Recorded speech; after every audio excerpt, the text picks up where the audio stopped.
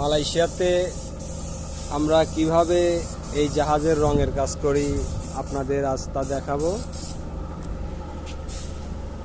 ওই আমাদের একজন বাঙালি ভাই রঙের কাজে ব্যস্ত আছে।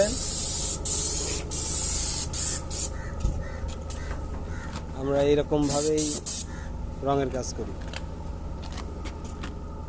তো ভাই, আপনি মালয়েশিয়াতে কতদিন হলো রঙের কাজ করেন? 8 বছর চলে।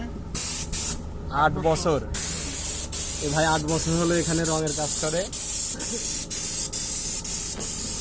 তো আপনার স্যালারি কিরকম আসে?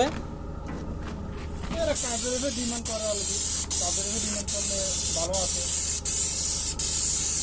যেরকম হয় এরকম আছে, কাজ যেরকম স্যালারি ওই রকম আর কি।